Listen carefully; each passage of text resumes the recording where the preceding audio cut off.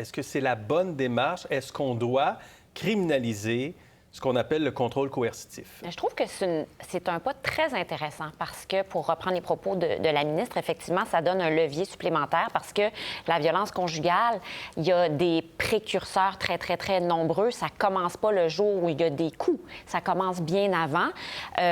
Donc, d'avoir un levier supplémentaire pour pouvoir aller porter plainte à la police, par exemple, avant qu'il y ait eu des voies de fait, avant qu'il y ait eu d'autres actes, je trouve que c'est utile. Je trouve que c'est...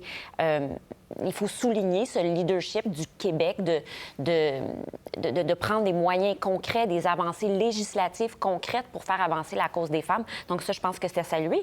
Il faut dire aussi qu'on est dans un environnement technologique qui crée des nouvelles opportunités pour ce genre de contrôle.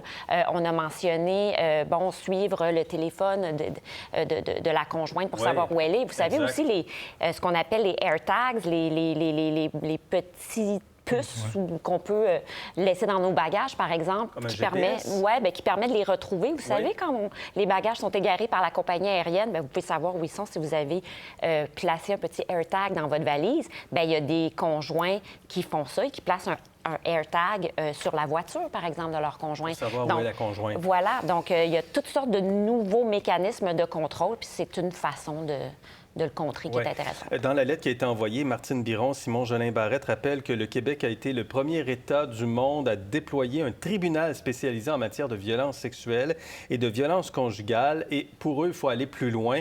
Extrait de la lettre aujourd'hui. Se manifestant souvent par des comportements moins visibles, c'est un peu ce que vous disiez, Noémie, le contrôle coercitif a pourtant des conséquences tout aussi dévastatrices sur les personnes qui en sont victimes, ainsi que sur leurs proches. Il est du devoir de votre gouvernement, en parlant au gouvernement fédéral, donc, de mieux les protéger en leur donnant tous les moyens nécessaires pour dénoncer leur agresseur. Et cela passe nécessairement par la criminalisation du contrôle coercitif. D'accord avec ça, Jacinthe Ève?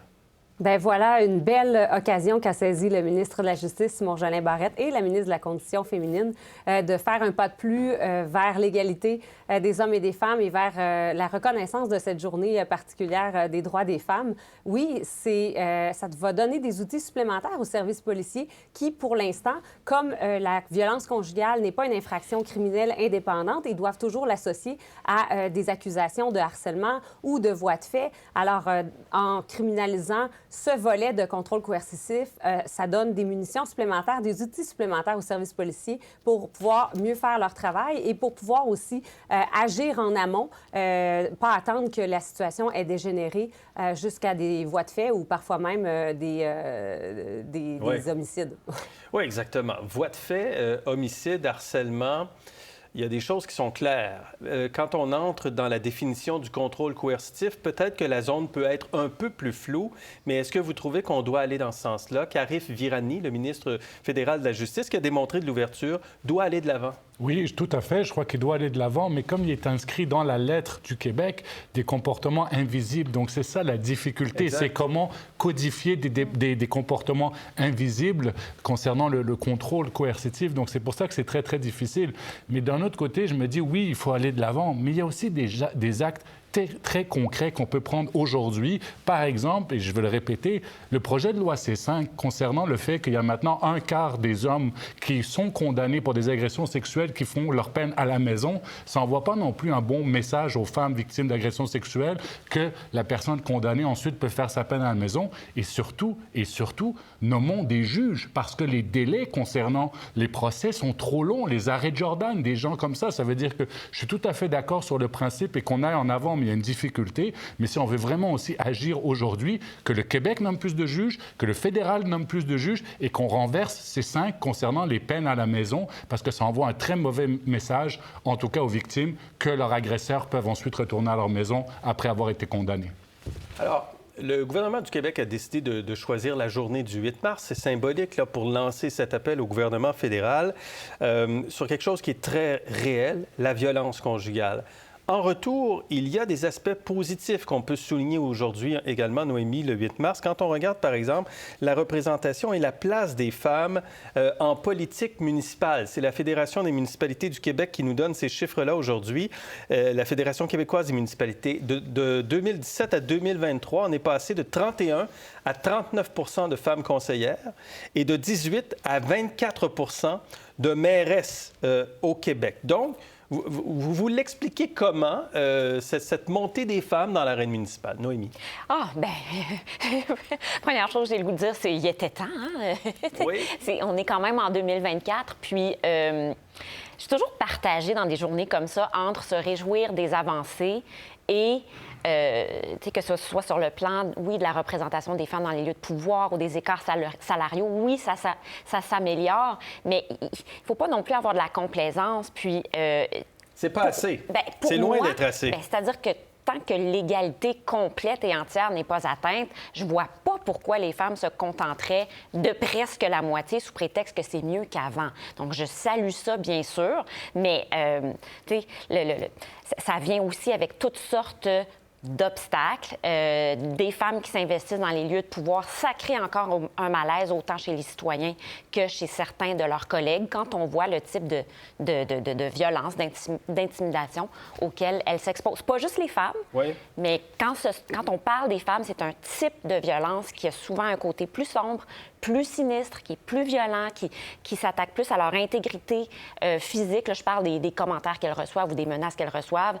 C'est sûr que c'est pas agréable de se faire traiter de moron, mais se faire menacer de mort ou de viol, ça a quand même une dimension beaucoup plus sombre et plus sinistre, puis les femmes sont plus susceptibles d'être victimes de ce Absolument. genre D'ailleurs, on l'a... commentaires. Oui, exactement. La Fédération québécoise des municipalités affirme que, de façon générale, de toute façon, les élus municipaux ayant vécu du harcèlement, on est passé de 28 à 39 % Ça, c'est tous les élus. Élus, US, élus, UES, là, tout le monde. Sauf que la Fédération dit que les femmes sont beaucoup plus susceptibles d'être attaquées et victimes donc de harcèlement. Je vais vous faire entendre 3 élus de femmes qui disent que les femmes apportent en politique de nouvelles perspectives. On les écoute. On parle maintenant du bien-être de notre population, des saines habitudes de vie. On prend soin de nos aînés, soin de nos enfants. On se sent de plus en plus impliquées, les femmes, avec les changements climatiques, avec toute la conciliation travail-famille. On a le goût de s'investir puis de faire valoir nos idées. Moi, je pense que le palier municipal, c'est un palier qui est très intéressant pour les femmes, notamment tous les parents de jeunes enfants, en fait, parce que c'est un palier de gouvernement, en fait, où on peut se présenter puis on rentre coucher à la maison tous les soirs. Est-ce que vous voyez une différence, Jacinthe Ève, dans la vision, dans les motivations, dans la façon de faire de la politique par les femmes? Certainement, elles ont des préoccupations d'ordre familial, elles ont une vision différente. Et moi, quand j'ai vu les chiffres, que seulement 23 % des mères sont des mairesses, en fait, sont des femmes. 24 oui, bien, c'est même pas le quart. Alors, c'est très peu. On a encore beaucoup de chemin à faire. Moi, je suis dans l'optique là, de ne pas me contenter de si peu.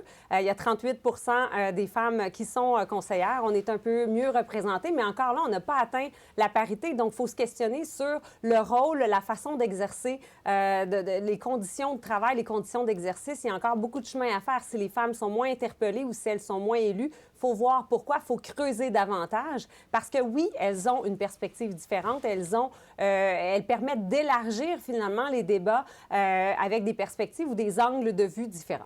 Avec l'expérience politique que vous avez, Rodolphe, est-ce qu'il y a une façon de faire de la politique de la part des femmes et des hommes différente?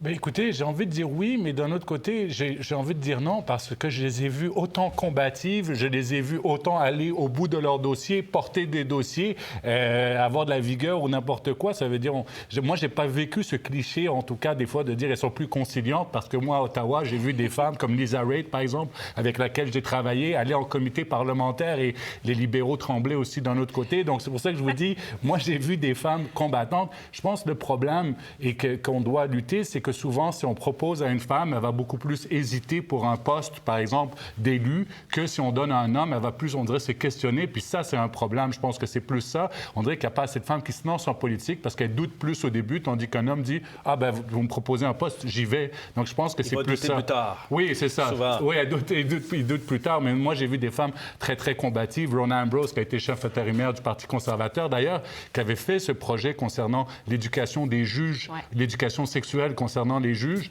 et pour s'assurer, etc. Donc, vous voyez qu'elle était capable de porter des dossiers. Vous savez, moi, j'en ai plus vu des mains de fer dans des gants de velours. Pour voir nos émissions en entier, rendez-vous sur la chaîne Ici RDI.